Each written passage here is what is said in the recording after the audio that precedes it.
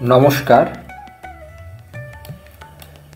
Ramakrishna mission स्वामी विवेकानंदेर पैतृक आवास और सांस्कृतिक केंद्रेर जे वार्षिक सांस्कृतिक प्रतियोगिता 2025 अनुष्ठित हয়েছিল। प्रथम पर्वे এই प्रतियोगिताटा অনলাইনে হয়েছিল।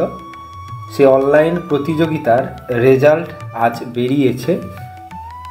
আমাদের প্রতিষ্ঠান আলোর দিশার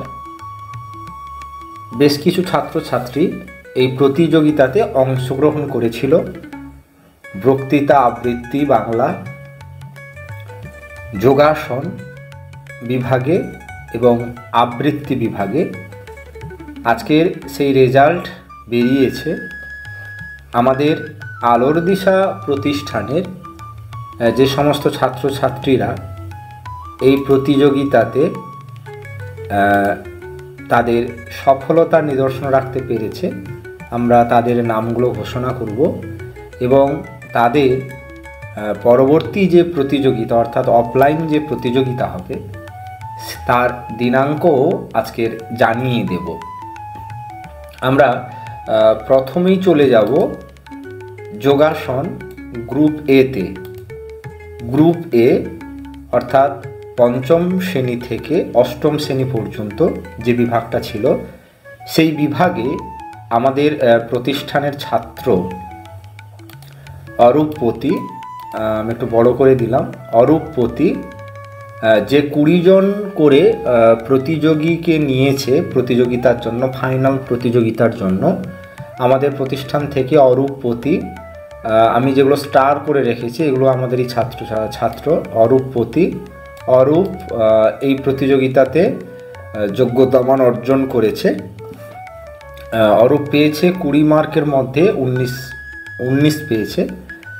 প্রণজিৎ পাত্র, প্রণজিৎ এই প্রতিযোগিতাতে যোগ্যতা অর্জন করেছে।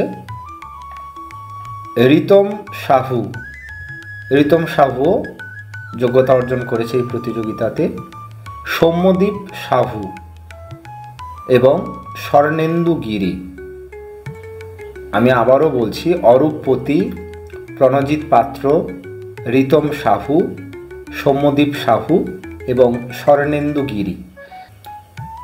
যে 20 জনের যে ফাইনাল প্রতিযোগিতা হবে সেই ফাইনাল প্রতিযোগিতা অফলাইন প্রতিযোগিতার জন্য আমাদের প্রতিষ্ঠানের এই ছাত্ররা সফল হয়েছে। এই প্রতিযোগিতা হবে স্বামীজি এনসেস্ট্রিয়াল হাউসে 26শে অক্টোবর রবিবার সকাল 7টাতে। 26শে অক্টোবর রবিবার সকাল 7টাতে এই প্রতিযোগিতা হবে কলকাতাতে।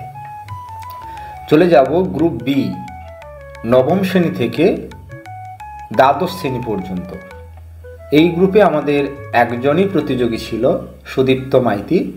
সুদীপ্ত প্রথম 20 জনের মধ্যে সুদীপ্ত র্যাঙ্ক করেছে এবং সুদীপ্ত এই প্রতিযোগিতাতে যোগ্যতা অর্জন করেছে। সুদীপ্তরও প্রতিযোগিতা থাকছে 26শে অক্টোবর রবিবার 9টা 30 মিনিটে, সকাল 9টা 30 মিনিটে একই জায়গাতে এই প্রতিযোগিতা হবে। চলে যাব পরবর্তী বিভাগ থাকছে বক্তৃতা আবৃত্তি বাংলা। এই বিভাগে পঞ্চম শ্রেণী থেকে অষ্টম শ্রেণী বিভাগে কৃষ্ণাগিরি এবং মমিতা বর এই দুজন সফল হয়েছে। এই দুজন অফলাইন যে প্রতিযোগিতা হবে কলকাতাতে, এই প্রতিযোগিতা হবে 12ই অক্টোবর রবিবার দুপুর 12টাতে স্বামীজি এনসেস্ট্রিয়াল হাউসে এই প্রতিযোগিতা হবে।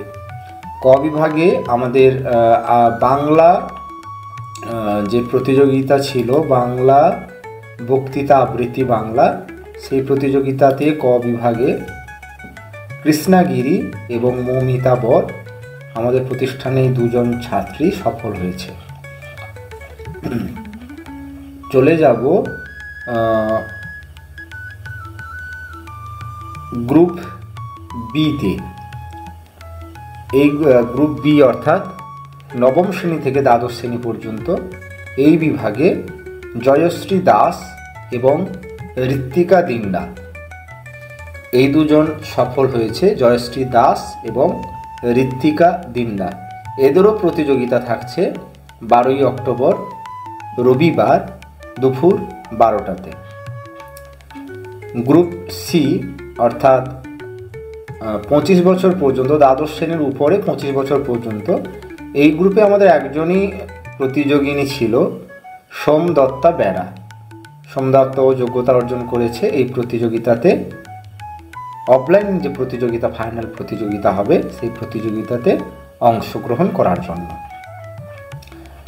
চলে যাব আবৃত্তি। আবৃত্তি খ বিভাগে ঋত্বিকা দিন্ডা যোগ্যতা অর্জন করেছে যে ফাইনাল প্রতিযোগিতা কলকাতাতে হবে, সেই ফাইনাল প্রতিযোগিতাতে অংশগ্রহণের জন্য। প্রতিযোগিতা হবে 26শে অক্টোবর রবিবার দুপুর 12টাতে, একই জায়গাতেই হবে, স্বামীজি এনসেন্সট্রিয়াল হাউসে হবে।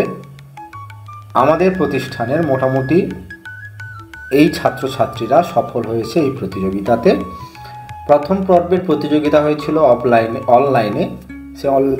সে অনলাইন প্রতিযোগিতাতে আমাদের যে সমস্ত ছাত্রছাত্রীরা সফল হয়েছে তাদের পরবর্তী যে প্রতিযোগিতা সেটা হবে অফলাইনে। আমরা পরে জানিয়ে দেব কখন কীভাবে আমরা যাব, জানিয়ে দেব।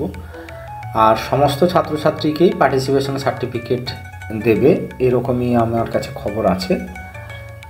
আর যে সমস্ত ছাত্রছাত্রীরা হয়তো অংশগ্রহণ করনি, কিন্তু এই প্রতিযোগিতাটা খুব বড় একটা প্রতিযোগিতা এবং খুব বড় মানের একটা প্রতিযোগিতা এই সংগঠন করে, এরা বরাবরই করে। এবং আমরা বিগত কয়েক বছর আগে একবার অংশগ্রহণ করেছিলাম, এবার এবছর আবার অংশগ্রহণ করেছি ছাত্রছাত্রীদের। তবে এই প্রতিযোগিতাটা একটু কঠিন, কারণ টোটালটাই অনলাইন। যে প্রথম পর্বের যে বিষয়টা সেটা ভীষণ কঠিনই থাকে। প্রচুর প্রতিযোগিনী এই প্রতিযোগিতাতে থাকে। তার মধ্যে আমাদের ছাত্রছাত্রীরা সফল হয়েছে, এটা খুবই ভালো খবর। আমরা পরবর্তীতে যে প্রতিযোগিতা হবে অফলাইন, আমরা ছাত্রছাত্রীদের এবং অভিভাবিকাদের বলবো আপনারা ছাত্রছাত্রীদের তৈরি করবেন।